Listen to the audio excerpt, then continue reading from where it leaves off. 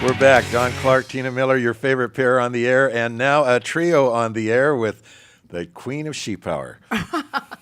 The She Power Ambassador has been talking to us about these excellent things that need to line up in your life in Yes. order to be empowered. Yes. So let's talk more.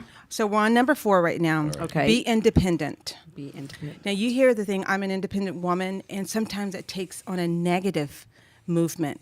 But it's important to be independent, to be a part of a team with the ability to stand alone.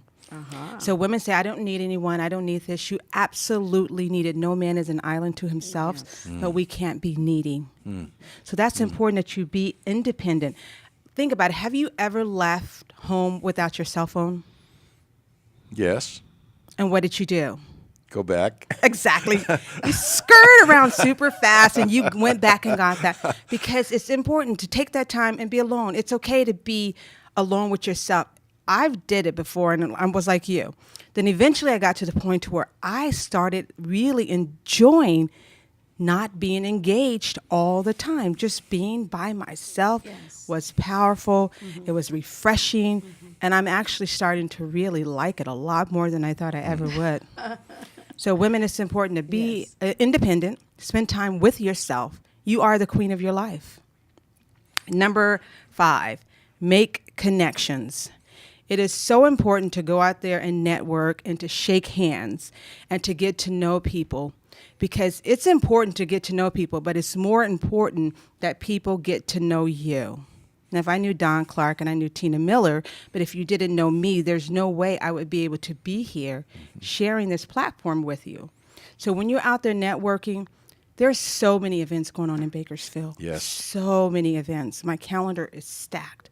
I do what is called an executive express calendar for my clients, and I send it out to them either Sunday or Monday, and has a list of everything that's going on in Bakersfield, and they're able to pick and choose what works for their calendar. What a You resource. have to get out there, and you have to network in order for your brand, your business to grow. So women, if you're whining that you don't know anyone, it's your own fault. Okay. And number 6, give back. I think it's so important that women give back. And you do not have to be on every board. You do not have to be on a lot of organization, but it's important that you find what you're passionate about and give of yourself. I think every woman should be a part of at least 3 organizations at all time where she's giving back, Wow. Okay. whether that's a board or community. And if you are a busy mom and you're like, Arlena, there's no way I can find the time. Find someone in your community. Maybe you can babysit. Maybe you know a couple who needs a night out. You have to find 3 causes that you give of yourself expecting nothing in return. Excellent. It brings balance. It does. Okay. My mentor told me that, Jim Bell. I wanted to ask about your mentor. That is who you, for how many years, mentored you? We're about 1.5 years in now. Okay. And that's important for women. Interesting. A woman being mentored by a man. Here. All right. Yes. Not saying you're. Well, you know what? I come from a family, like I said, of 10 women, and I enjoy relationships with men. No drama in that family. Hello. We won't talk about that. All right. Women. So- Yeah. Now, who before Jim Bell was your mentor or someone who spoke into your life? Was there It someone? was another male, come to think of it. Really? Yeah, that's interesting. I never really thought about that. It was just a natural progression. And then while we're on this really quickly, how does your husband speak into your life? Is that, well, not every woman is married. So how do you speak to that? You know, my husband is a very structured guy. It is what it is, and it isn't what it ain't. Okay? And I'm a creative, so I can change. So he allows me to be who I am. Yes. And support me in the ability in the best way that he can. So that's kind of how he speaks into my life, by allowing me to be free, He's a liberator. if that's what you want to label it. Yeah. Yeah, so that's kind of how he plays his role. Excellent. He doesn't understand me sometimes, but it's like, He okay, lets you- all right. You know, that's kind of where he goes. And I don't understand being able to but we all have our role. Right. And I know at the end of the day, because he's an amazing father, I know at the end of the day what I'm going to get from him. And I think that's important for me. Right. Right. So yeah, we kind of role play off of each other. Number 7. Number 7, dream big. Oh, yes. Sorry. Yes. I'm a Don't- big tipper too, so I like things big. Well, I mean, good. when I'm giving in that sense. Yes. Big tipper, big, some people are little small tippers, Yes. but And you I even just- have the big truck.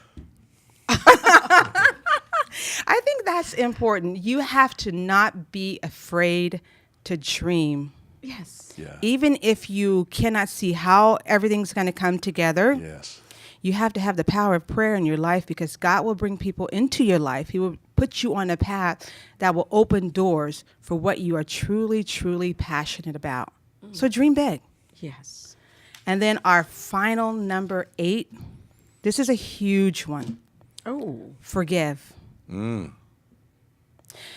If you do not have the ability to forgive, and I've been in this space in my life before, so I can speak from it from a very personal place, it rottens who you are from the core, and it doesn't allow you to grow. That other person that you're harboring those feelings for, they may deserve never to be forgiven in your mind, but you have to have a godlike character, and you have to forgive them in order for you to move on and to grow. It's not worth it. We're talking about abusive ex-husbands, rapists. I mean, the worst kind of Yes. offense that's been committed against you. Yes. But you're saying forgiveness is still a necessity. It's a necessity in order for you to truly be empowered. You have to find, what am I holding on to? And sometimes you may have to journal through it. You may have to, if you don't want to write, take your iPhone and videotape an apology. Get it out in the open and truly look for an opportunity to let it go. I know I have a good friend who's a trauma counselor, and what she says is, in helping people through life traumas, what she says is, tell me about it. Tell me again. Yes. Tell me more. Yes. Just the more you just get it out Absolutely. there, it just evaporates and leaves eventually your you're spirit. right, it's not that much. And if you think about one of the worst kind of crimes is, someone who hurt a child. Yes. If that person can find a space in their heart to forgive, then truly we can let go of a lot of things that we're holding on to and forgive them. And you really take your power back. You take your power back when you forgive. Chris, how much time do we have? 4 minutes. I want to go back to number 4. Okay. When you said be independent, Yes. be able to stand alone. There was a corporate recruiter that everyone he recruited into the company eventually rose to a very high position within that company. And finally, his fellow recruiters said, okay, what's your secret? I mean, we see it. Everyone you bring in kind of rises to the top. How do you do it? And he said, it's very simple. He said, some point in the interview, I just slip in one question. And the question is basically like this. Have there ever been times in your life where you've ever had to just stand totally alone against what everyone else wanted to do or everyone else said they were going to do? And he said, you show me the person that can stand alone against the unanimous opposition. And he said, I'll show you the makings of a real leader. I like that a lot. That's